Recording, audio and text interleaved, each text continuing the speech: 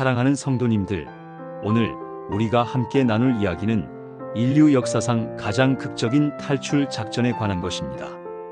상상해 보십시오. 400년 동안 노예로 살아온 민족이 있습니다. 매일 아침 해가 뜨면 벽돌을 굽고 저녁이 되어도 쉴 수 없었던 사람들입니다. 그들의 등에는 채찍 자국이 있었고 그들의 눈에는 희망이 사라진 지 오래였습니다. 그런데 어느 날 80세의 늙은 양치기가 나타나 이렇게 선포합니다. 내가 너희를 이집트에서 데리고 나가겠다고 말입니다. 여러분이라면 믿으셨겠습니까? 이것은 단순한 탈출 이야기가 아닙니다. 이것은 한 사람의 평범한 생애가 어떻게 민족 전체의 운명을 바꾸었는지에 관한 실화입니다. 오늘 우리는 모세라는 인물의 삶을 통해 역사상 가장 충격적인 사건들을 목격하게 될 것입니다. 그는 왕궁에서 자랐지만 광야로 도망쳤고 양을 치다가 민족의 지도자가 되었습니다. 그리고 그가 이끈 출애굽 사건은 고고학적 증거들과 함께 오늘날까지 전해지고 있습니다. 과연 한 사람이 어떻게 수십만 명을 이끌고 강대국 이집트를 탈출할 수 있었을까요? 그 이야기 속으로 지금부터 함께 들어가 보시겠습니다. 기원전 13세기 이집트 나일 강 삼각주 지역에는 히브리 노예들이 살고 있었습니다. 그들은 원래 유목민이었지만 요셉의 시대 이후 이집트에 정착하게 되었습니다. 처음에는 환대받았던 그들이었지만 세월이 흐르면서 이집트인들에게 위협적인 존재가 되어버렸습니다. 출애굽기 1장 7절은 이렇게 기록합니다. 요셉을 알지 못하는 새 왕이 일어나서 그의 백성에게 이르되 이 백성 이스라엘 자손이 우리보다 많고 강하도다. 새로운 파라오는 히브리인들의 수가 증가하는 것을 두려워했습니다. 만약 전쟁이 일어나면 이들이 적과 손을 잡을지도 모른다는 불안감이 있었던 것입니다. 그래서 이집트 왕은 강제 노역을 명령했습니다. 히브리인들은 비돔과 라암셋이라는 국고성을 건설해야 했습니다. 고고학자들은 실제로 나일 강 동부 삼각주 지역에서 이 시기에 대규모 건축 유적을 발견했습니다. 그곳에서 나온 벽돌들 중 일부는 짚이 섞이지 않은 것들도 있었는데 이는 성경의 기록과 정확히 일치합니다. 출애굽기 5장에는 집 없이 벽돌을 만들라는 명령이 나오기 때문입니다. 노예 생활은 상상을 초월하는 고통이었습니다. 아침 일찍부터 저녁 늦게까지 쉬지 않고 일해야 했습니다. 감독관들의 채찍은 가차 없었고 할당량을 채우지 못하면 매를 맞았습니다. 그런데 이집트 왕은 여기서 멈추지 않았습니다. 히브리 산파들에게 충격적인 명령을 내렸습니다. 출애굽기 1장 16절입니다. 너희는 히브리 여인을 위하여 해산을 도울 때에 그 자리를 살펴서 아들이거든 그를 죽이고 딸이거든 살려두라. 남자 아이들을 모두 죽이라는 것이었습니다. 이것은 조직적인 대량 학살 명령이었습니다. 하지만 산파 시브라와 부하는 하나님을 경외하여 이 명령을 거부했습니다. 그들은 목숨을 걸고 히브리 남자 아이들을 살렸습니다. 이러한 상황 속에서 바로 모세가 태어났습니다. 그의 부모는 레위 지파 사람들이었습니다. 출애굽기 2장 2절은 이렇게 전합니다. 그 여인이 임신하여 아들을 낳으니 그가 준수함을 보고 석 달을 숨겼더니 석 달 동안 아기를 숨긴다는 것이 얼마나 어려운 일인지 상상이 되십니까? 아기가 울 때마다 발각될까봐 얼마나 두려웠겠습니까? 결국 더 이상 숨길 수 없게 되자 모세의 어머니는 놀라운 결단을 내립니다. 갈대 상자를 만들어 역청과 나무진을 발라 방수 처리를 했습니다. 그리고 그 안에 아기를 넣어 나일 강가 갈대 사이에 두었습니다. 이것은 단순히 버린 것이 아니었습니다. 계산된 선택이었습니다. 그녀는 공주가 목욕하러 오는 장소를 알고 있었던 것입니다. 과연 파라오의 딸이 그곳에 왔고 갈대 상자 속에 아기를 발견했습니다. 출애굽기 2장 6절입니다. 그가 그것을 열고 그 아기를 보니 아기가 우는지라 그가 그를 불쌍히 여겨 이르되 이는 히브리 사람의 아기로다. 공주는 히브리 아이인 줄 알면서도 불쌍히 여겼습니다. 이때 모세의 누나 미리암이 기회를 놓치지 않았습니다. 그녀는 공주에게 다가가 히브리 여인 중에서 유모를 구해오겠다고 제안했습니다. 결과적으로 모세는 친어머니의 젖을 먹으며 자랄 수 있었습니다. 얼마나 놀라운 섭리입니까? 죽을 위기에서 살았을 뿐 아니라 왕궁에서 자라게 된 것입니다. 사도행전 7장 22절은 이렇게 증언합니다. 모세가 애굽 사람의 온갖 학수를 배워 그의 말과 하는 일들이 능하더라. 모세는 이집트 최고의 교육을 받았습니다. 상형 문자를 읽고 쓸 수 있었으며 이집트의 법률과 행정을 배웠습니다. 군사 훈련도 받았을 것입니다. 당시 이집트는 세계 최강 대국이었습니다. 피라미드를 건설한 문명, 나일 강을 다스리는 기술, 강력한 군대를 보유한 제국이었습니다. 모세는 그 모든 것을 왕자로서 누렸습니다. 하지만 그의 마음속에는 늘 의문이 있었습니다. 나는 누구인가? 나의 정체성은 무엇인가? 40년 동안 왕궁에서 자란 모세에게 전환점이 찾아왔습니다. 출애굽기 2장 11절입니다. 그가 장성한 후에 한 번은 자기 형제들에게 나가서 그들의 고역을 보더니 어떤 애굽 사람이 한 히브리 사람 곧 자기 형제를 치는 것을 본지라. 모세는 동족이 매 맞는 것을 보았습니다. 그 순간 무엇인가가 그의 내면에서 폭발했습니다. 사방을 살펴 사람이 없는 것을 확인한 후 그는 그 이집트인을 쳐 죽이고 모래에 감추었습니다. 이것은 충동적인 행동이었습니다. 정의감은 있었지만 방법이 잘못된 것이었습니다. 다음 날 모세가 다시 나갔을 때 두 히브리 사람이 서로 싸우고 있었습니다. 모세가 잘못한 사람에게 말하자 그는 이렇게 대답했습니다. 출애굽기 2장 14절입니다. 누가 너를 우리를 다스리는 자와 재판관으로 삼았느냐? 내가 애굽 사람을 죽인 것 같이 나도 죽이려느냐? 모세는 두려웠습니다. 이 일이 알려진 것입니다. 실제로 파라오가 이 소식을 듣고 모세를 죽이려 했습니다. 왕자였던 모세는 하루아침에 도망자가 되었습니다. 그가 도망친 곳은 미디안 광야였습니다. 이곳은 시나이 반도 남부와 아라비아 북서부 지역입니다. 고고학자들은 이 지역에서 기원전 13세기의 유목민 거주 흔적을 발견했습니다. 모세는 우물가에 앉아 있다가 한 제사장의 7딸을 만나게 됩니다. 양치는 목자들이 그 여인들을 괴롭히자 모세가 나서서 그들을 도왔습니다. 왕궁에서 배운 무술이 쓸모가 있었던 것입니다. 그 제사장 이드로는 모세를 자기 집에 머물게 했고 딸 십보라를 그에게 아내로 주었습니다. 모세는 이렇게 광야에서 양치는 목자가 되었습니다. 왕자에서 도망자로, 도망자에서 양치기로 전락한 것입니다. 얼마나 큰 신분의 변화입니까? 하지만 이 40년의 광야 생활이 바로 하나님의 준비 과정이었습니다. 모세는 광야의 지리를 배웠고 유목 생활을 익혔으며 겸손을 배웠습니다. 왕궁의 교만을 버리고 진정한 지도자의 자질을 갖춰가고 있었던 것입니다. 민수기 12장 3절은 이렇게 증언합니다. 이 사람 모세는 온유함이 지면의 모든 사람보다 더하더라. 광야에서 40년을 보낸 모세는 이제 80세가 되었습니다. 당시 기준으로도 상당한 고령이었습니다. 어느 날 그는 장인 이드로의 양떼를 몰고 호렙산 근처에 이르렀습니다. 호렙산은 신의 산의 다른 이름입니다. 고고학자들은 시나이 반도 남부의 제벨 무사산을 전통적인 신의 산으로 봅니다. 이 산은 해발 2285m의 화강암 산입니다. 그곳에서 모세는 놀라운 광경을 목격했습니다. 출애굽기 3장 2절입니다. 여호와의 사자가 떨기나무 가운데로부터 나오는 불꽃 안에서 그에게 나타나시니라. 그가 보니 떨기나무에 불이 붙었으나 사라지지 아니하는지라. 불이 붙었는데 타지 않는 떨기나무입니다.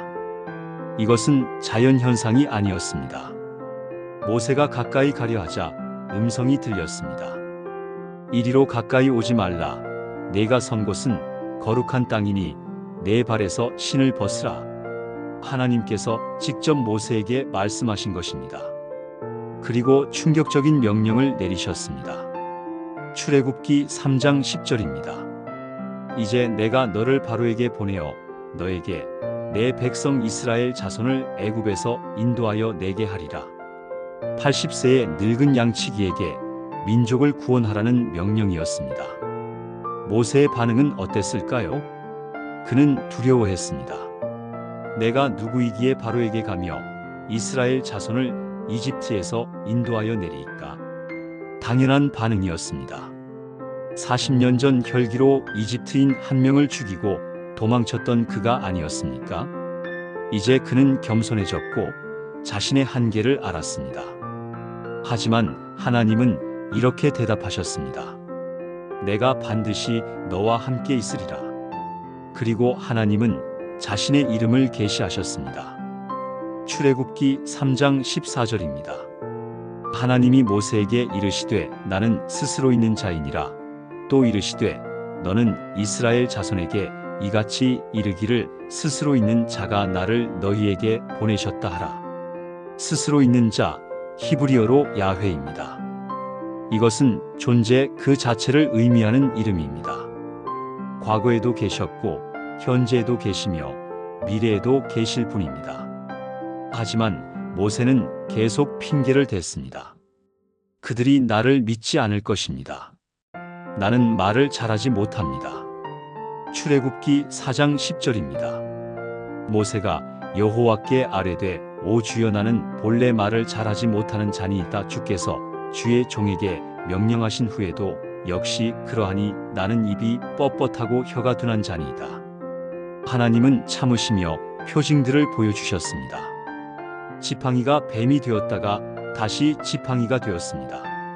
손이 나병에 걸렸다가 다시 깨끗해졌습니다. 그리고 형 아론을 대변자로 세워주셨습니다. 더 이상 핑계댈 것이 없게 된 모세는 마침내 순종했습니다. 그는 장인에게 허락을 구하고 아내와 아들들을 데리고 이집트로 향했습니다.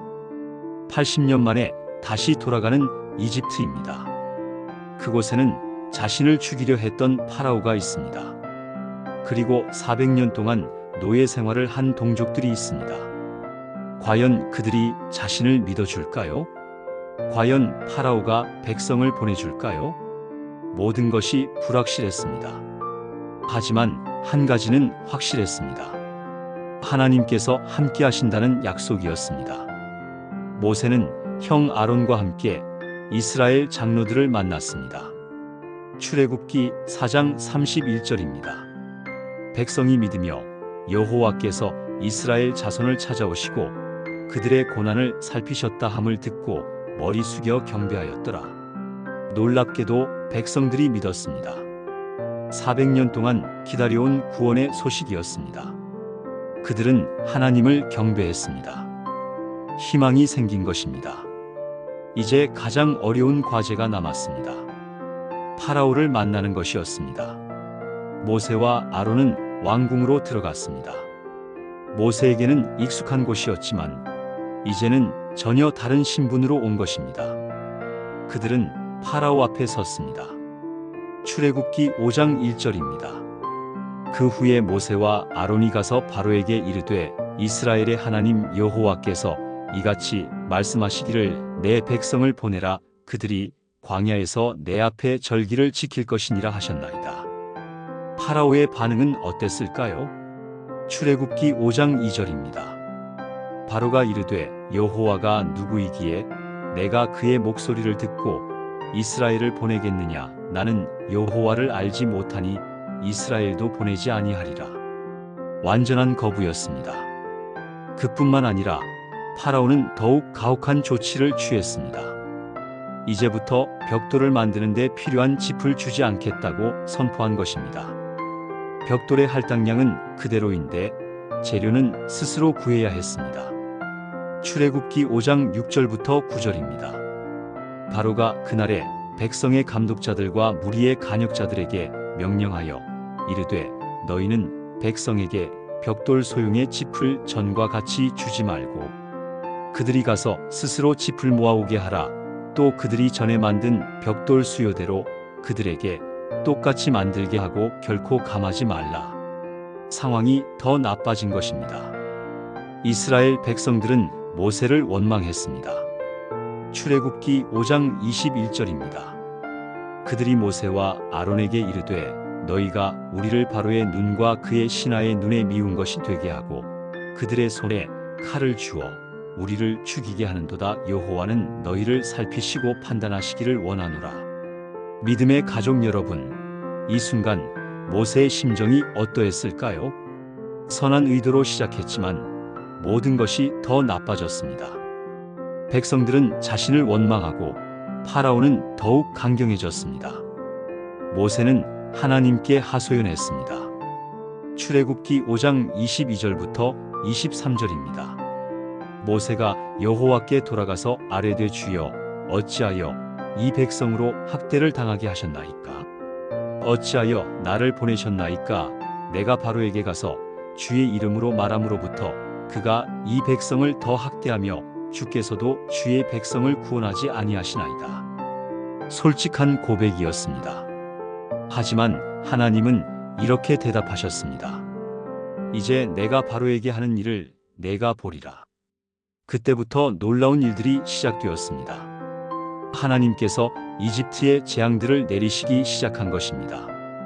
첫 번째 재앙은 물이 피로 변한 것이었습니다. 출애굽기 7장 20절입니다. 모세와 아론이 여호와께서 명령하신 대로 행하여 바로와 그의 신하의 목전에서 지팡이를 들어 나일강을 치니 그 물이 다 피로 변하고 나일강은 이집트의 생명줄이었습니다. 그 강이 피로 변했다는 것은 엄청난 충격이었습니다. 물고기들이 죽고 물을 마실 수 없게 되었습니다. 하지만 파라오는 마음을 강팍하게 했습니다. 두 번째 재앙은 개구리였습니다. 온 땅이 개구리로 뒤덮였습니다. 집안에도 침실에도 침상 위에도 심지어 화덕과 떡 반죽 그릇에도 개구리가 들어갔습니다. 상상이 되십니까? 어디를 가도 개구리를 밟게 되는 상황 말입니다. 파라오가 잠시 굴복하는 듯 했지만 재앙이 그치자 다시 마음을 돌이켰습니다.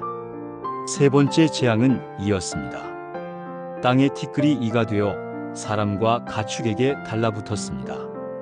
이때 이집트 술사들도 같은 일을 행하려 했지만 하지 못했습니다. 출애굽기 8장 19절입니다.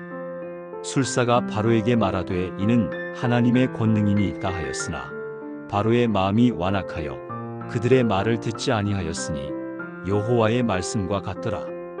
네 번째 재앙은 파리 때였습니다. 하지만 이번에는 차이가 있었습니다. 출애굽기 8장 22절입니다.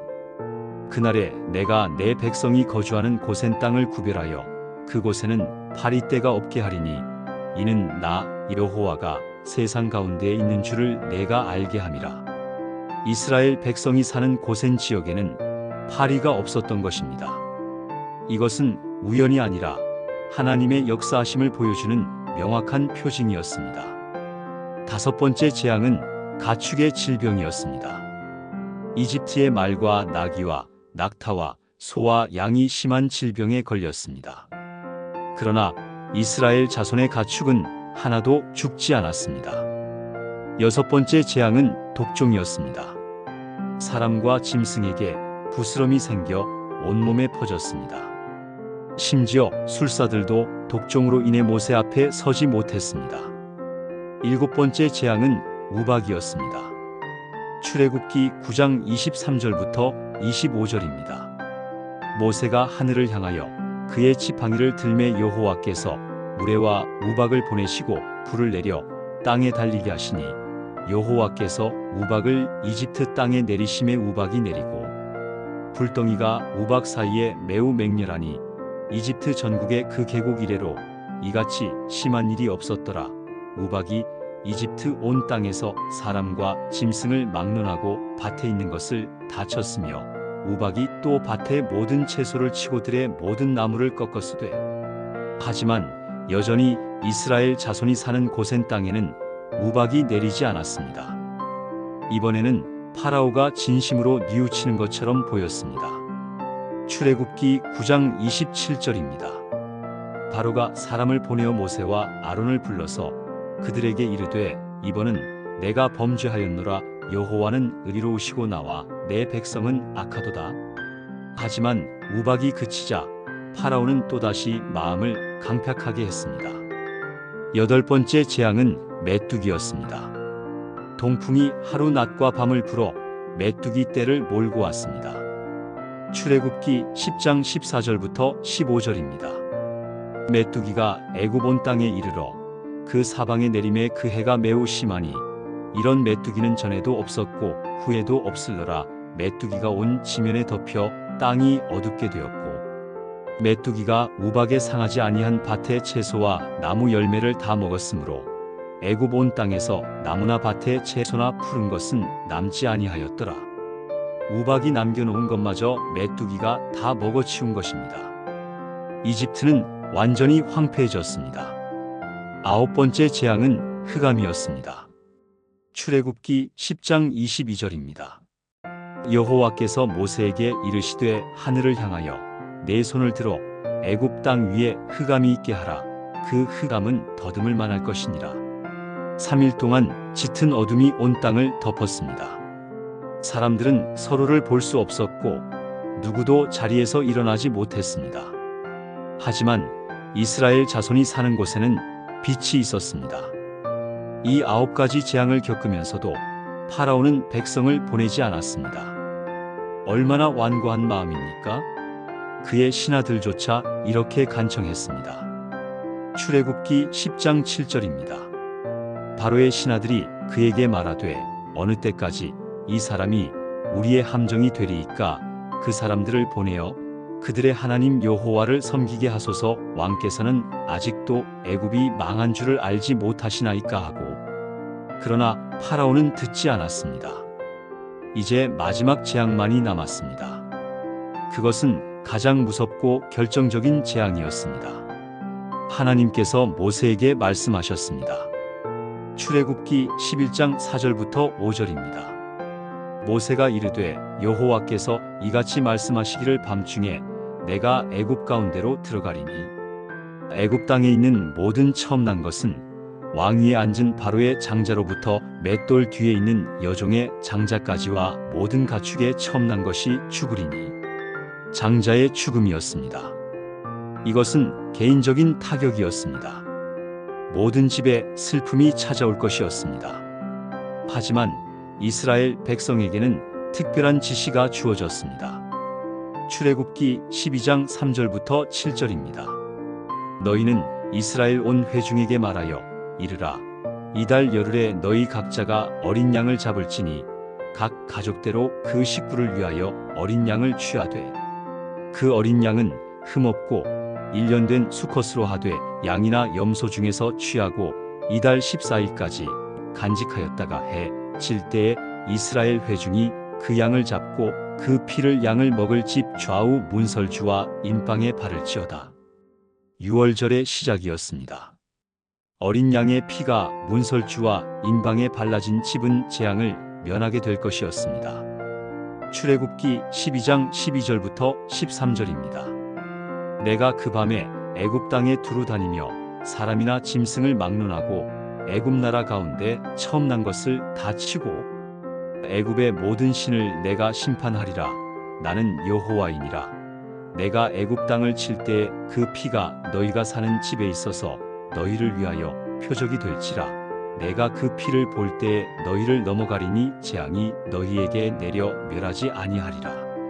이스라엘 백성들은 지시대로 순종했습니다. 그들은 어린 양을 잡고 그 피를 문에 발랐습니다. 그리고 그 고기를 구워 무교병과 쓴 나물과 함께 먹었습니다.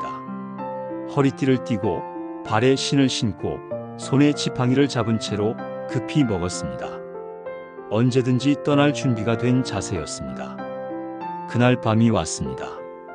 출애굽기 12장 29절부터 30절입니다. 밤중에 여호와께서 애굽 땅에서 모든 처음 난 것 곧 왕위에 앉은 바로의 장자로부터 옥에 갇힌 사람의 장자까지와 가축의 처음 난 것을 다 치심에 그 밤에 바로와 그 모든 신하와 모든 애굽 사람이 일어나고 애굽에 큰 울음소리가 있었으니 이는 그 나라에 죽임을 당하지 아니한 집이 하나도 없었음이었더라. 상상해 보십시오. 온 나라에 울음소리가 가득한 그 밤을 말입니다. 왕궁에서도 감옥에서도 부자의 집에서도 가난한 자의 집에서도 장자가 죽었습니다. 파라오 자신의 아들도 죽었습니다. 이 얼마나 비극적인 일입니까? 그러나 이것은 파라오 스스로 초래한 결과였습니다. 하나님께서는 9번이나 경고하셨고 회개할 기회를 주셨습니다. 그러나 파라오는 계속해서 거부했습니다. 그날 밤 파라오는 모세와 아론을 급히 불렀습니다. 출애굽기 12장 31절부터 32절입니다. 밤에 바로가 모세와 아론을 불러서 이르되 너희와 이스라엘 자손은 일어나 내 백성 가운데에서 떠나서 너희의 말대로 가서 여호와를 섬기며 너희의 말대로 너희의 양도 소도 몰아가고 나를 위하여 축복하라 하며 완전히 굴복한 것입니다. 이집트 백성들도 이스라엘 사람들을 재촉했습니다. 출애굽기 12장 33절입니다. 애굽 사람들은 말하되 우리가 다 죽은 자가 되도다 하고 그 백성을 재촉하여 그 땅에서 속히 내보내려 하므로 이스라엘 백성들은 서둘러 떠날 준비를 했습니다. 그들은 발교되지 못한 반죽을 옷에 싸서 어깨에 메었습니다. 출애굽기 12장 35절부터 36절입니다. 이스라엘 자손이 모세의 말대로 하여 애굽 사람에게 은금 패물과 의복을 구하매 여호와께서 애굽 사람들에게 이스라엘 백성에게 은혜를 입게 하사 그들의 구하는 대로 주게 하심으로 그들이 애굽 사람의 물품을 취하였더라.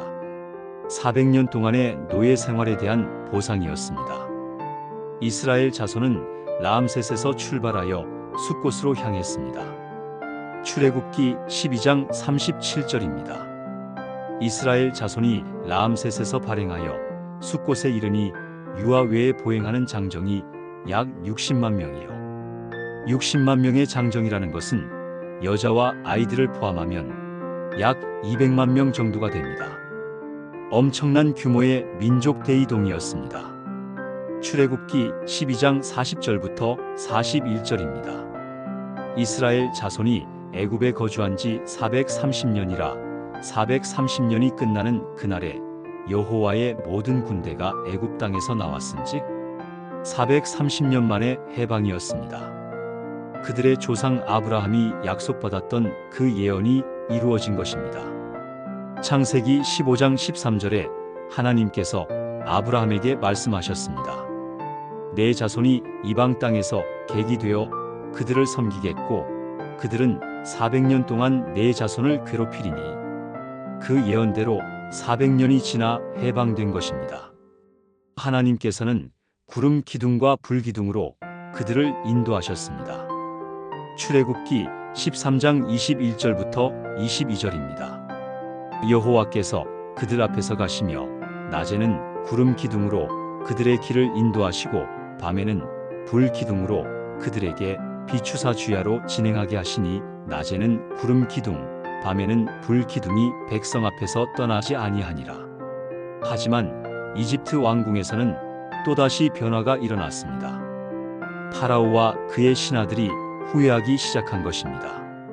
출애굽기 14장 5절입니다. 그 백성이 도망한 사실이 애굽 왕에게 알려짐에 바로와 그의 신하들이 그 백성에게 대하여 마음이 변하여 이르되 우리가 어찌 이같이 하여 이스라엘을 우리를 섬김에서 놓아 보내었는가 하고 노예들을 잃은 것이 아까웠던 것입니다. 경제적 손실이 너무 컸습니다. 파라오는 병거 600대를 포함한 모든 군대를 동원했습니다. 출애굽기 14장 7절입니다. 특별한 병거 600대와 애굽의 모든 병거를 바라니 각 병거의 지휘관들이 다 거느렸더라. 당시 이집트의 병거 부대는 세계 최강이었습니다. 고고학자들은 람세스 2세 시대의 병거 유물들을 발견했는데 매우 정교하고 강력한 무기였습니다. 이 병거 부대가 이스라엘 백성을 추격하기 시작했습니다. 이스라엘 백성들은 홍해 바닷가에 진을 치고 있었습니다. 그들이 뒤를 돌아보았을 때 무엇을 보았을까요? 출애굽기 14장 10절입니다. 바로가 가까이 올 때에 이스라엘 자손이 눈을 들어 본즉 애굽 사람들이 자기들 뒤에 이른지라 이스라엘 자손이 심히 두려워하여 여호와께 부르짖고 앞에는 바다, 뒤에는 이집트 군대였습니다. 완전히 포위된 상황이었습니다. 백성들은 공포에 질렸습니다. 그들은 모세를 원망하기 시작했습니다.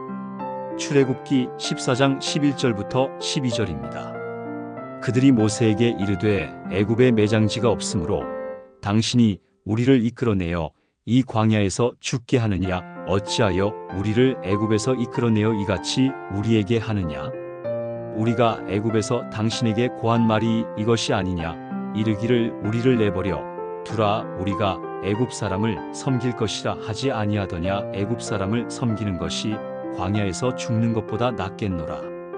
절망적인 상황이었습니다. 인간적으로 볼 때 전혀 희망이 없었습니다. 하지만 이것이 바로 하나님께서 가장 크게 역사하시는 순간이었습니다. 모세는 백성들에게 외쳤습니다.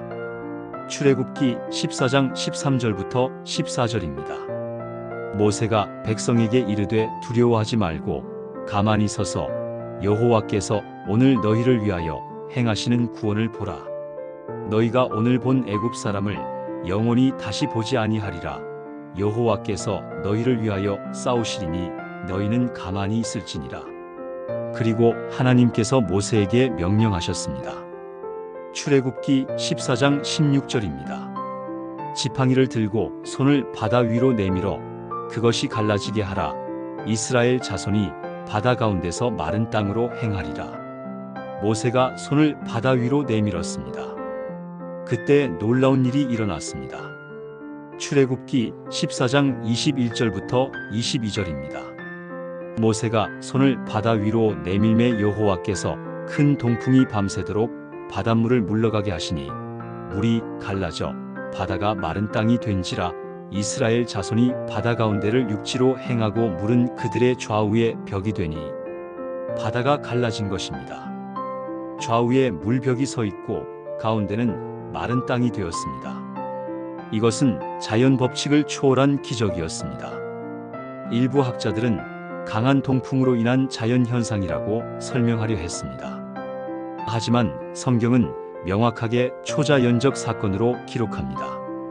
물이 벽처럼 양쪽에 서 있었다는 것은 중력을 거스르는 일입니다. 이스라엘 백성들은 그 마른 땅 위를 걸어서 건넜습니다. 200만 명이 바다 가운데를 걸어간 것입니다. 노인과 아이들, 임산부들, 가축들까지 모두 안전하게 건넜습니다. 이집트 군대는 이 광경을 보고 뒤쫓아 들어왔습니다. 출애굽기 14장 23절입니다. 애굽 사람들과 바로의 말들과 병거들과 그 마병들이 다 그들의 뒤를 쫓아 바다 가운데로 들어오는지라. 그들은 자신들도 건널 수 있다고 생각했습니다. 하지만 그것은 치명적인 실수였습니다. 출애굽기 14장 24절부터 25절입니다. 새벽에 여호와께서 불과 구름 기둥 가운데서 애굽 군대를 보시고 그들을 어지럽게 하시며 그들의 병거 바퀴를 벗겨서 달리기가 어렵게 하시니 애굽 사람들이 이르되 이스라엘 앞에서 우리가 도망하자. 여호와가 그들을 위하여 싸워 애굽 사람들을 치는도다. 그들이 깨달았을 때는 이미 늦었습니다. 하나님께서 모세에게 말씀하셨습니다. 출애굽기 14장 26절입니다. 내 손을 바다 위로 내밀어 물이 애굽 사람들과 그들의 병거들과 마병들 위에 다시 흐르게 하라. 모세가 손을 내밀었습니다. 출애굽기 14장 27절부터 28절입니다. 모세가 손을 바다 위로 내밀매 새벽에 바다의 그 세력이 회복된지라 애굽 사람들이 물을 거슬러 도망하나 여호와께서 애굽 사람들을 바다 가운데 엎으시니 물이 다시 흘러 병거들과 기병들을 덮되 그들의 뒤를 쫓아 바다에 들어간 바로의 온 군대를 덮고 하나도 남기지 아니하였더라. 세계 최강의 이집트 군대가 순식간에 전멸한 것입니다. 병거도 말도 군인도 모두 바다에 수장되었습니다. 출애굽기 14장 30절입니다. 그날에 여호와께서 이같이 이스라엘을 애굽 사람의 손에서 구원하심에 이스라엘이 바닷가에 애굽 사람들의 시체를 보았더라. 이스라엘 백성들은 바닷가에 밀려온 이집트 군인들의 시체를 보았습니다. 400년 동안 자신들을 괴롭혔던 그 강력한 군대가 완전히 무력화된 것입니다. 고고학자들은 홍해 건너편 현재의 이집트와 사우디아라비아 사이의 아카바만에서 병거 바퀴로 추정되는 유물들을 발견했다고 보고했습니다. 물론 이것에 대해서는 학계에 논란이 있지만 출애굽 사건의 역사성을 뒷받침하는 증거로 주목받고 있습니다. 이스라엘 백성들은 하나님을 찬양했습니다. 출애굽기 15장 1절부터 2절입니다. 이때에 모세와 이스라엘 자손이 이 노래로 여호와께 노래하니 일러스되 내가 여호와를 찬송하리니 그는 높고 영화로우시며 말과 그 탄 자를 바다에 던지셨음이로다. 여호와는 나의 힘이요 노래시며 나의 구원이시로다. 그는 나의 하나님이시니 내가 그를 찬송할 것이요 내 아버지의 하나님이시니 내가 그를 높이리로다. 이것이 바로 모세의 찬송입니다. 승리의 노래였습니다. 구원의 노래였습니다. 하지만 여정은 이제 시작일 뿐이었습니다. 그들 앞에는 광야가 펼쳐져 있었습니다. 신의 광야는 척박하고 메마른 땅이었습니다. 물도 부족하고 먹을 것도 없었습니다. 사흘 동안 물을 찾지 못하다가 마라에 이르렀습니다. 그런데 그곳의 물은 써서 마실 수 없었습니다. 백성들이 다시 원망하기 시작했습니다. 출애굽기 15장 24절입니다. 백성이 모세에게 원망하여 이르되 우리가 무엇을 마실까 하매 모세가 여호와께 부르짖었고 하나님께서 한 나무를 보이셨습니다. 그 나무를 물에 던지니 물이 달아졌습니다. 얼마 후 광야에 들어선 지 한 달 반쯤 되었을 때 먹을 것이 떨어졌습니다. 백성들은 또다시 원망했습니다. 출애굽기 16장 3절입니다. 이스라엘 자손이 그들에게 이르되 우리가 애굽 땅에서 고기 가마 곁에 앉아있던 때와 떡을 배불리 먹던 때에 여호와의 손에 죽었더라면 좋았을 것을. 너희가 이 광야로 우리를 인도해내어 이온 회중을 줄여 죽게 하는도다. 그들은 노예 생활을 그리워하기까지 했습니다. 배불리 먹던 때가 좋았다는 것입니다. 자유보다 배가 중요했던 것입니다. 하지만 하나님께서는 인내하셨습니다. 출애굽기 16장 4절입니다. 여호와께서 모세에게 이르시되 보라 내가 너희를 위하여 하늘에서 양식을 비같이 내리리니 백성이 나가서 일용할 것을 날마다 거둘 것이라. 이같이 하여 그들이 내 율법을 준행하나 아니하나 내가 시험하리라. 만나가 내린 것입니다. 출애굽기 16장 14절부터 15절입니다. 이슬이 마른 후에 광야 지면에 작고 둥글며 서리같이 세미한 것이 있는지라. 이스라엘 자손이 보고 그것이 무엇인지 알지 못하여 서로 이르되 이것이 무엇이냐 하니 모세가 그들에게 이르되 이는 여호와께서 너희에게 주어 먹게 하신 양식이라. 만나는 매일 아침 내렸습니다. 안식일 전날에는 이틀 분량이 내렸습니다. 40년 동안 이 만나가 계속 공급되었습니다. 얼마나 놀라운 일입니까? 200만 명을 매일 먹이신 것입니다. 또한 메추라기도 보내주셔서 고기도 먹을 수 있었습니다. 하지만 물 문제는 계속되었습니다. 르비딤에 이르렀을 때 또다시 물이 없었습니다. 백성들이 모세와 다투었습니다. 출애굽기 17장 4절입니다. 백성이 목말라 물을 찾음에 그들이 모세에게 대하여 원망하여 이르되 당신이 어찌하여 우리를 애굽에서 인도해 내어서 우리와 우리 자녀와 우리 가축을 목말라 죽게 하느냐. 모세는 여호와께 부르짖었습니다. 출애굽기 17장 5절부터 6절입니다. 여호와께서 모세에게 이르시되 백성 앞을 지나가서 이스라엘 장로들을 데리고 내가 나일 강을 치던 네 지팡이를 손에 잡고 가라. 내가 거기서 호렙산 그 반석 위에 너를 대하여 서리니 너는 그 반석을 치라. 그것에서 물이 나오리니 백성이 마시리라. 모세가 이스라엘 장로들의 목전에서 그대로 행하니라. 반석에서 물이 터져 나왔습니다. 마른 바위에서 물이 솟아난 것입니다. 이 얼마나 놀라운 기적입니까? 사막 한가운데서 수백만 명이 마실 물이 공급된 것입니다. 하지만 시련은 계속되었습니다. 아말렉 족속이 이스라엘을 공격해 온 것입니다. 출애굽기 17장 8절입니다. 그때 아말렉이 와서 이스라엘과 르비딤에서 싸우니라. 이것은 이스라엘의 첫 전쟁이었습니다. 노예였던 그들이 이제 싸워야 했습니다. 모세는 여호수아에게 군사들을 선발하여 싸우라고 명령했습니다. 그리고 자신은 아론과 훌과 함께 산꼭대기에 올라갔습니다. 출애굽기 17장 11절부터 12절입니다. 모세가 손을 들면 이스라엘이 이기고 손을 내리면 아말렉이 이기더니 모세의 팔이 피곤함에 그들이 돌을 가져다가 모세의 아래에 놓아 그가 그 위에 앉게 하고 아론과 훌이 한 사람은 이쪽에서 한 사람은 저쪽에서 모세의 손을 붙들어 올렸더니 그 손이 해가 지도록 내려오지 아니한지라. 모세의 손이 올라가 있을 때 이스라엘이 이겼습니다. 이것은 무엇을 의미합니까?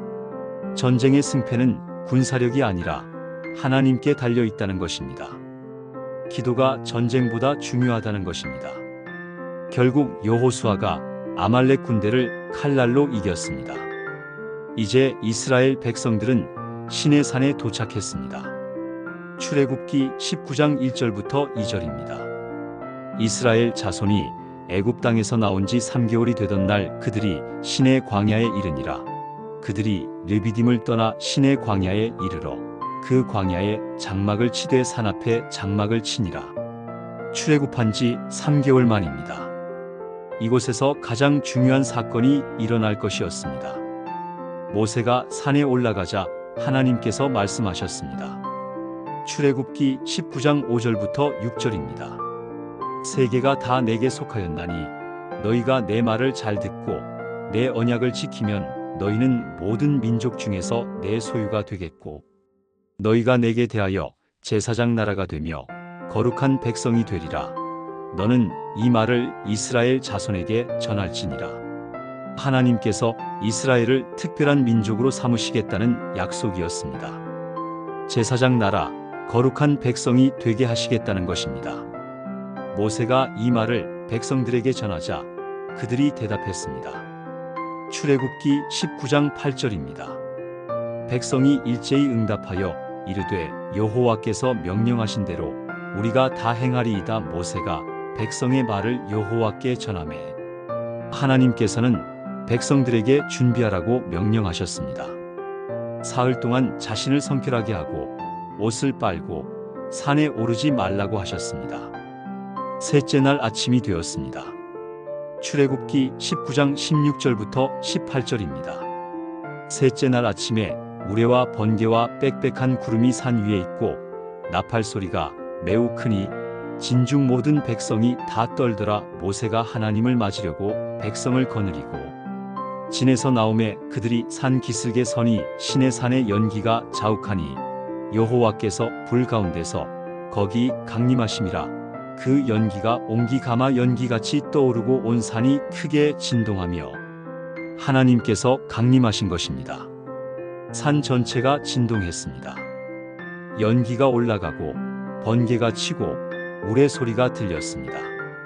나팔 소리는 점점 더 커졌습니다.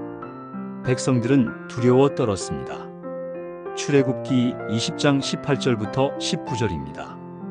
뭇 백성이 우레와 번개와 나팔 소리와 산의 연기를 본지라 그들이 볼 때 떨며 멀리 서서 모세에게 이르되 당신이 우리에게 말씀하소서 우리가 들으리이다. 하나님이 우리에게 말씀하시지 말게 하소서 우리가 죽을까 하나이다. 그들은 하나님을 직접 대면하는 것을 두려워했습니다.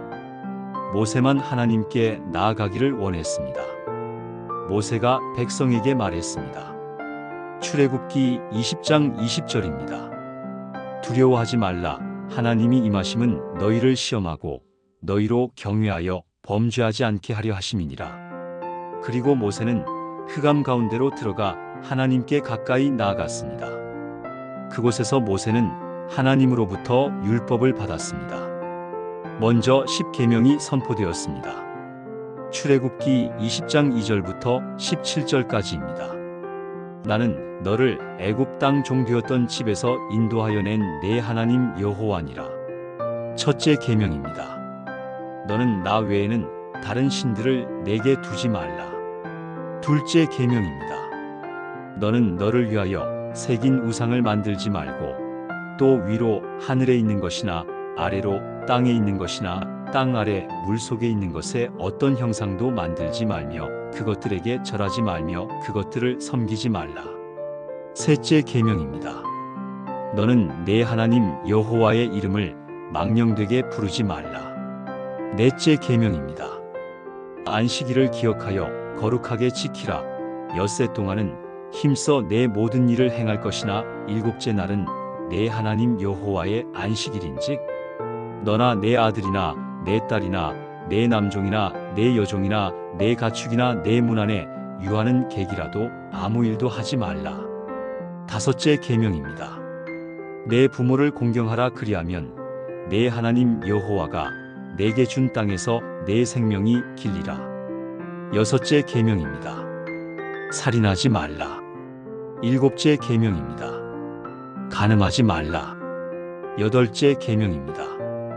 도둑질하지 말라. 아홉째 계명입니다. 내 이웃에 대하여 거짓 증거하지 말라.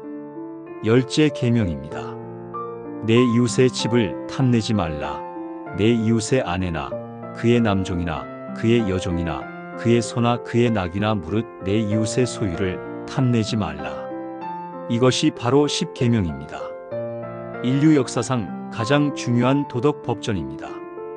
이 10가지 계명은 인간과 하나님의 관계, 그리고 인간과 인간의 관계를 규정합니다. 처음 4계명은 하나님과의 관계에 관한 것입니다. 유일신 신앙, 우상 금지, 하나님 이름의 거룩함, 안식일 준수입니다. 나머지 6계명은 인간 관계에 관한 것입니다. 부모 공경, 살인 금지, 간음 금지, 도둑질 금지, 거짓 증언 금지, 탐심 금지입니다.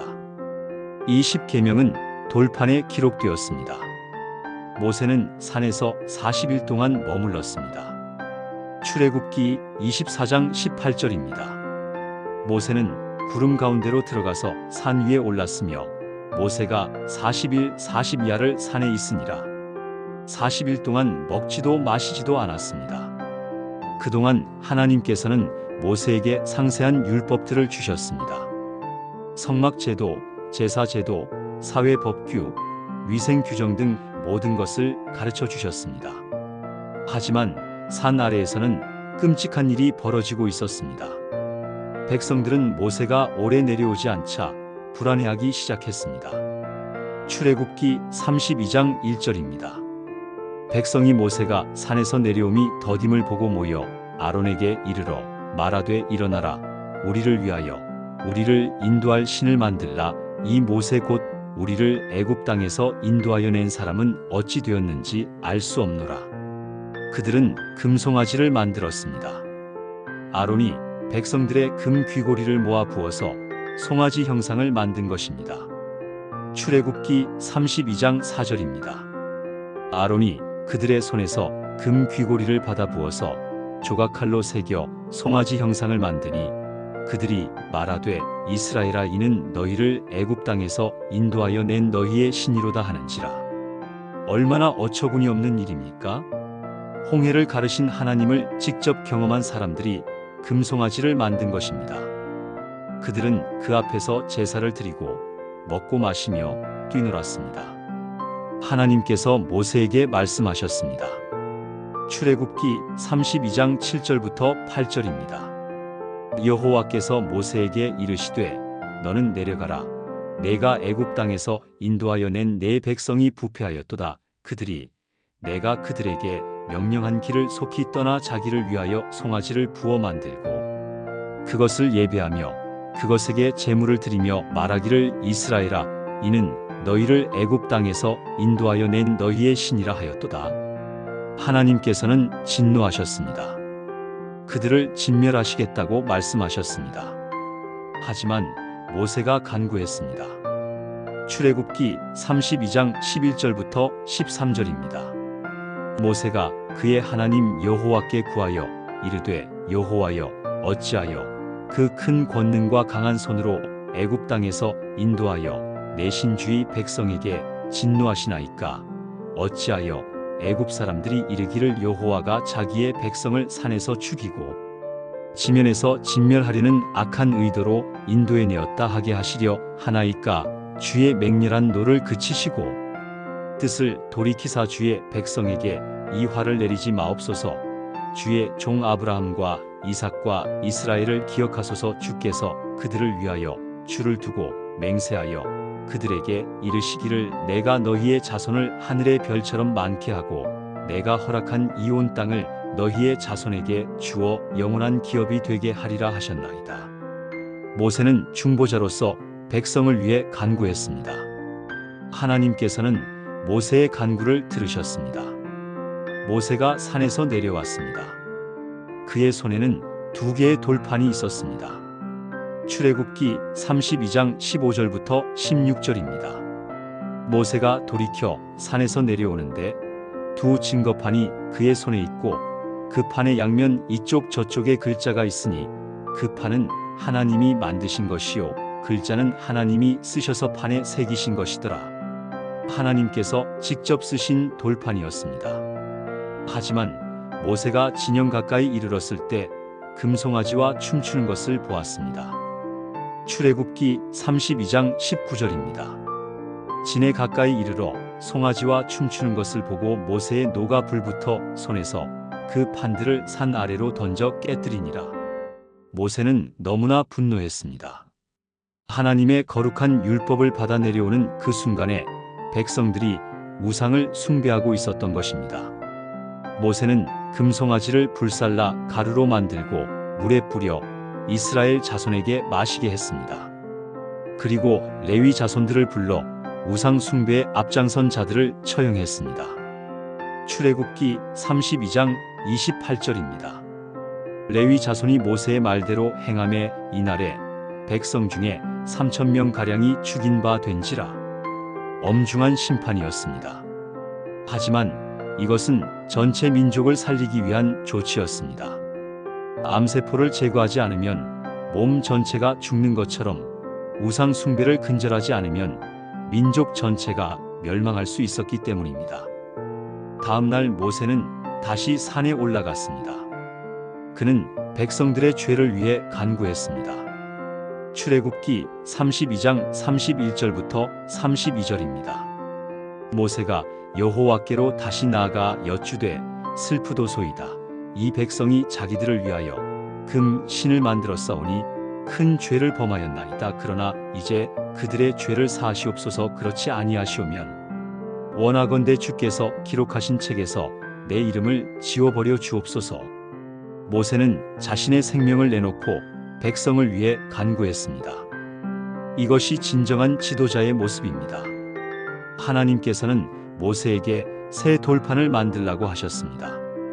출애굽기 34장 1절입니다. 여호와께서 모세에게 이르시되 너는 돌판 둘을 처음 것과 같이 다듬으라. 내가 깨뜨린 처음 판에 있던 말을 내가 그 판에 쓰리니. 모세는 다시 40일을 산에서 보냈습니다. 그리고 새로운 돌판에 10계명을 받아 내려왔습니다. 이번에는 모세의 얼굴이 빛났습니다. 출애굽기 34장 29절부터 30절입니다. 모세가 그 증거의 두 판을 모세의 손에 들고 시내산에서 내려오니 그 산에서 내려올 때에 모세는 자기가 여호와와 말하였으므로 말미암아 얼굴 피부에 광채가 나나 깨닫지 못하였더라. 아론과 온 이스라엘 자손이 모세를 볼 때에 모세의 얼굴 피부에 광채가 남을 보고 그에게 가까이 하기를 두려워하더니 하나님의 영광을 반영한 것입니다. 모세는 백성과 말할 때 수건으로 얼굴을 가려야 했습니다. 그 빛이 너무 강렬했기 때문입니다. 이제 이스라엘 백성들은 본격적으로 율법에 따라 살기 시작했습니다. 성막을 건축했고 제사 제도를 확립했으며 사회 법규를 시행했습니다. 레위기와 민수기는 이 모든 과정을 상세히 기록하고 있습니다. 하지만 광야 생활은 계속해서 도전의 연속이었습니다. 백성들은 여러 번 원망했고 때로는 반역했습니다. 고라와 다단과 아비람의 반역도 있었습니다. 민수기 16장에 기록된 사건입니다. 그들은 모세와 아론의 지도력에 도전했습니다. 결국 땅이 갈라져 그들을 삼켜버렸습니다. 미리암과 아론도 모세를 비방한 적이 있었습니다. 민수기 12장에 나오는 사건입니다. 미리암은 나병에 걸렸다가 모세의 중보 기도로 치유되었습니다. 가장 큰 위기는 가나안 땅을 정탐하고 돌아온 후였습니다. 민수기 13장과 14장의 기록입니다. 모세는 각 지파에서 한 명씩 총 12명의 정탐꾼을 보냈습니다. 그들은 40일 동안 가나안 땅을 정탐하고 돌아왔습니다. 땅은 정말 젖과 꿀이 흐르는 땅이었습니다. 그들이 가져온 포도 한 송이는 장대에 꿰어 두 사람이 메고 올 정도로 컸습니다. 하지만 10명의 정탐꾼은 부정적인 보고를 했습니다. 민수기 13장 31절부터 33절입니다. 그러나 모세와 함께 올라갔던 사람들은 이르되 우리는 능히 올라가서 그 백성을 치지 못하리라. 그들은 우리보다 강하니라 하고 이스라엘 자손 앞에서 그 정탐한 땅을 악평하여 이르되 우리가 두루다니며 정탐한 땅은 그 거주민을 삼키는 땅이요 거기서 본 모든 백성은 신장이 장대한 자들이며 거기서 네피림 후손인 아낙 자손의 거인들을 보았나니 우리는 스스로 보기에도 메뚜기 같으니 그들이 보기에도 그와 같았을 것이니라. 오직 여호수아와 갈렙만이 긍정적인 보고를 했습니다. 민수기 14장 7절부터 9절입니다. 그들이 이스라엘 자손의 온 회중에게 말하여 이르되 우리가 두루다니며 정탐한 땅은 심히 아름다운 땅이라 여호와께서 우리를 기뻐하시면 우리를 그 땅으로 인도하여 들이시고 그 땅을 우리에게 주시리라. 이는 과연 젖과 꿀이 흐르는 땅이니라. 다만 여호와를 거역하지는 말라. 또 그 땅 백성을 두려워하지 말라. 그들은 우리의 먹이라. 그들의 보호자는 그들에게서 떠났고 여호와는 우리와 함께 하시느니라. 그들을 두려워하지 말라. 하지만 백성들은 10명의 보고를 믿었습니다. 그들은 울며 모세와 아론을 원망했습니다. 민수기 14장 2절부터 3절입니다. 이스라엘 자손이 그들을 향하여 원망하며 온 회중이 그들에게 이르되 우리가 애굽 땅에서 죽었거나 이 광야에서 죽었으면 좋았을 것을 어찌하여 여호와가 우리를 그 땅으로 인도하여 칼에 쓰러지게 하려 하는가. 우리의 처자가 사로잡히리니 애굽으로 돌아가는 것이 낫지 아니하랴. 그들은 심지어 애굽으로 돌아가자고 했습니다. 이것은 하나님에 대한 완전한 불신앙이었습니다. 하나님께서는 진노하셨습니다. 민수기 14장 22절부터 23절입니다. 내 영광과 애굽과 광야에서 행한 내 이적을 보고도 이같이 10번이나 나를 시험하고 내 목소리를 청종하지 아니한 그 사람들은 내가 그들의 조상들에게 맹세한 땅을 결단코 보지 못할 것이요 또 나를 멸시하는 모든 사람은 그것을 보지 못하리라. 20세 이상의 모든 남자는 가나안 땅에 들어가지 못하고 광야에서 죽게 될 것이라고 선포하셨습니다. 오직 여호수아와 갈렙만 예외였습니다. 민수기 14장 33절부터 34절입니다. 너희의 자녀들은 너희의 반역한 죄로 말미암아 너희가 다 광야에서 죽기까지 40년 동안 광야에서 방황하며 고생하리라. 너희가 그 땅을 정탐한 날수 40일의 하루를 1년으로 환산하여 그 40년간 너희의 죄악을 담당할지니 너희는 그제서야 내가 싫어하면 어떤 일이 생기는지 알리라.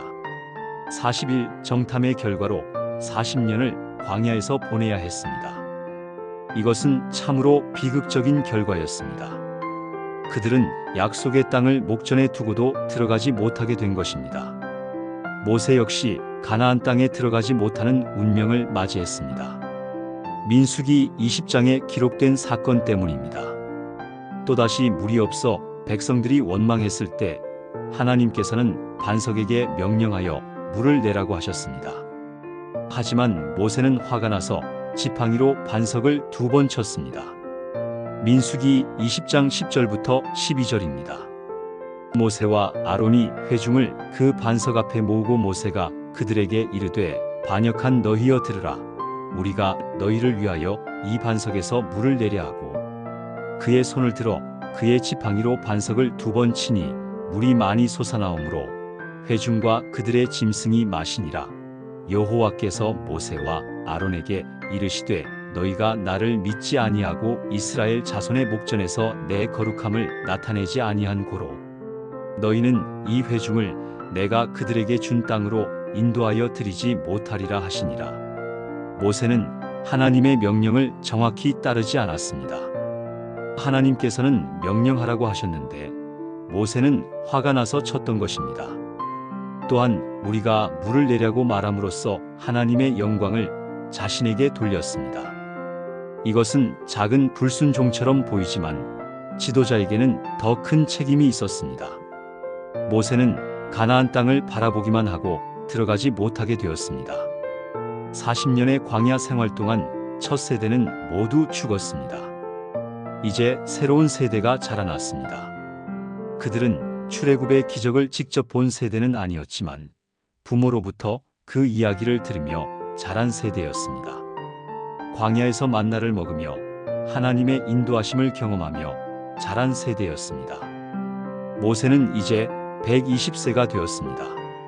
신명기 34장 7절입니다. 모세가 죽을 때 나이 120세였으나 그의 눈이 흐리지 아니하였고 기력이 쇠하지 아니하였더라. 놀라운 건강이었습니다. 120년의 인생은 세계의 40년으로 나뉘었습니다. 첫 40년은 이집트 왕궁에서 보냈습니다. 두 번째 40년은 미디안 광야에서 양을 치며 보냈습니다. 세 번째 40년은 이스라엘 백성을 이끌며 광야에서 보냈습니다. 이제 그의 사명이 끝나가고 있었습니다. 하나님께서 모세에게 말씀하셨습니다. 신명기 32장 49절부터 50절입니다. 너는 여리고 맞은편 모압 땅에 있는 아바림 산에 올라 느보 산에 이르러 내가 이스라엘 자손에게 기업으로 주는 가나안 땅을 바라보라. 내 형 아론이 호르산에서 죽어 그 조상에게로 돌아간 것 같이 너도 내가 올라가는 이 산에서 죽어 내 조상에게로 돌아가리니. 모세는 느보 산에 올랐습니다. 그곳은 해발 약 800m의 산으로 요단강 건너편 가나안 땅을 한눈에 볼 수 있는 곳이었습니다. 신명기 34장 1절부터 4절입니다.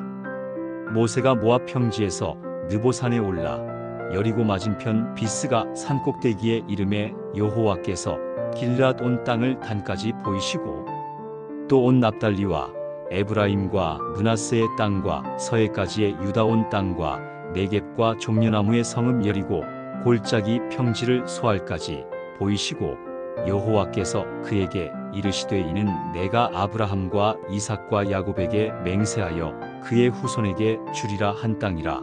내가 내 눈으로 보게 하였거니와 너는 그리로 건너가지 못하리라 하시매. 모세는 약속의 땅을 바라보았습니다. 북쪽으로는 단까지, 서쪽으로는 지중해까지, 남쪽으로는 네겝 광야까지 보였습니다. 아브라함에게 약속하신 그 땅이었습니다. 이삭과 야곱에게 확증하신 그 땅이었습니다. 그리고 이제 그의 백성이 들어갈 그 땅이었습니다. 하지만 모세 자신은 들어갈 수 없었습니다. 그는 그곳에서 죽었습니다. 신명기 34장 5절부터 7절입니다. 이에 여호와의 종 모세가 여호와의 말씀대로 모압 땅에서 죽어 벳볼 맞은편 모압 땅에 있는 골짜기에 장사되었고 오늘까지 그의 묘를 아는 자가 없느니라. 모세가 죽을 때 나이 120세였으나 그의 눈이 흐리지 아니하였고 기력이 쇠하지 아니하였더라. 하나님께서 직접 그를 장사하셨습니다. 그의 무덤은 오늘날까지도 알려지지 않았습니다. 이것은 사람들이 그의 무덤을 우상화하는 것을 막기 위함이었을 것입니다. 이스라엘 자손은 모압 평지에서 30일 동안 모세를 위하여 애곡하였습니다. 신명기 34장 8절입니다. 이스라엘 자손이 모압 평지에서 모세를 위하여 30일을 애곡하며 모세를 위한 곡하는 기한을 마쳤더라. 모세는 어떤 사람이었습니까? 신명기 34장 10절부터 12절입니다. 그 후에는 이스라엘의 모세와 같은 선지자가 일어나지 못하였나니 모세는 여호와께서 대면하여 아시던 자요. 여호와께서 그를 애굽 땅에서 바로와 그의 모든 신하와 그의 온 땅에 행하게 하신 모든 이적과 기사와 이스라엘의 모든 목전에서 행한 큰 권능과 위엄을 행함이 있었더라. 모세는 하나님과 대면하여 말한 유일한 사람이었습니다. 그는 겸손한 사람이었습니다. 민수기 12장 3절에서 이렇게 증언합니다. 이 사람 모세는 온유함이 지면의 모든 사람보다 더하더라. 그는 강력한 지도자였지만 동시에 온유한 사람이었습니다. 그는 이적과 기사를 행한 사람이었습니다. 10가지 재앙, 홍해를 가르는 기적, 반석에서 물이 나오는 기적, 만나와 메추라기의 기적을 경험한 사람이었습니다. 그는 율법을 받은 사람이었습니다. 십계명과 모든 율법을 하나님께 직접 받아 백성에게 전한 사람이었습니다. 그는 중보자였습니다. 백성이 범죄할 때마다 그들을 위해 중보 기도한 사람이었습니다. 자신의 생명을 내놓고서라도 백성을 구원하기 원했던 사람이었습니다. 그는 인내한 사람이었습니다. 40년 동안 원망하고 불평하는 백성을 이끌며 참고 견딘 사람이었습니다. 그는 신실한 사람이었습니다. 히브리서 3장 5절은 이렇게 증언합니다. 또한 모세는 장래에 말할 것을 증언하기 위하여 하나님의 온 집에서 종으로서 신실하였고 모세의 삶은 우리에게 무엇을 말해줍니까? 첫째, 하나님께서는 불가능해 보이는 일을 행하신다는 것입니다. 400년 동안 노예로 살던 민족을 해방시키신 것입니다. 세계 최강 대국 이집트로부터 구원하신 것입니다. 바다를 가르고 광야에서 수백만 명을 먹이신 것입니다. 둘째, 하나님께서는 평범한 사람을 사용하신다는 것입니다. 모세는 특별한 사람이 아니었습니다. 왕궁에서 자랐지만 실패하여 도망쳤던 사람입니다. 80세의 늙은 양치기였습니다. 말도 잘하지 못한다고 핑계를 댔던 사람입니다. 하지만 하나님께서 그를 사용하시자 역사가 바뀌었습니다. 셋째, 순종이 중요하다는 것입니다. 모세가 하나님의 명령에 순종했을 때 기적이 일어났습니다.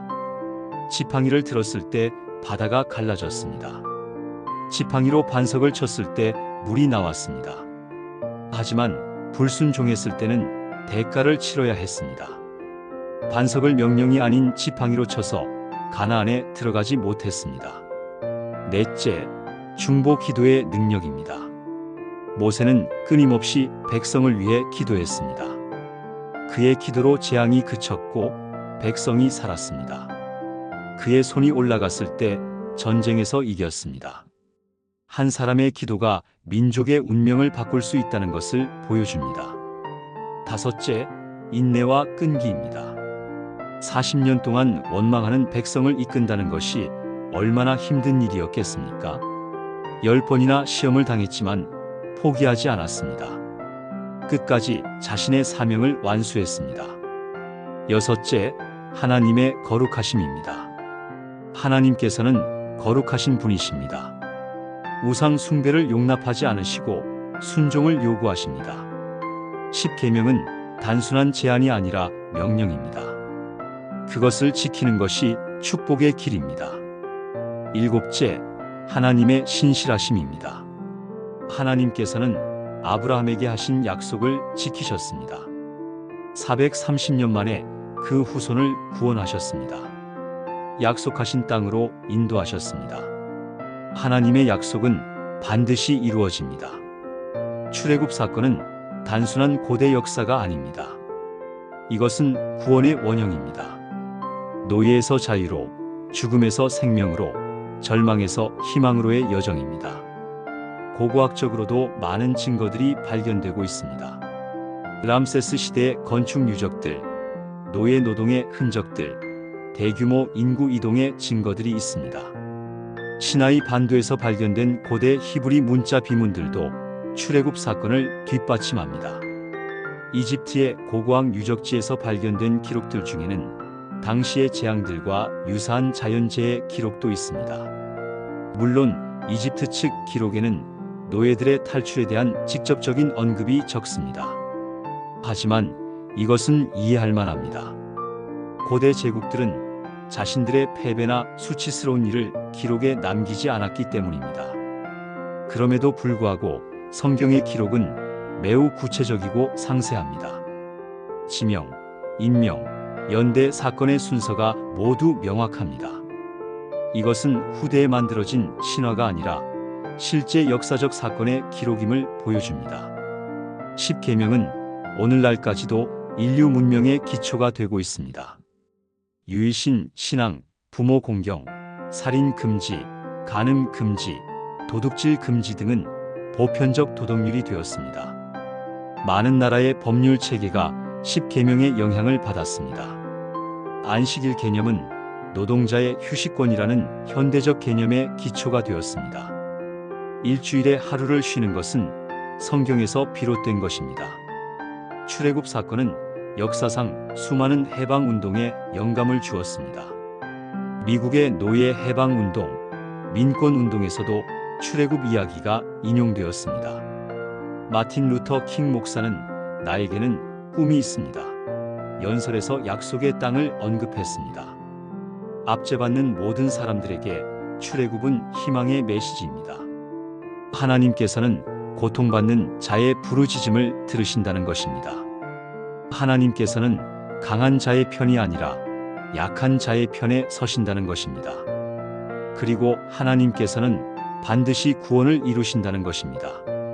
모세의 이야기는 여기서 끝나지 않습니다.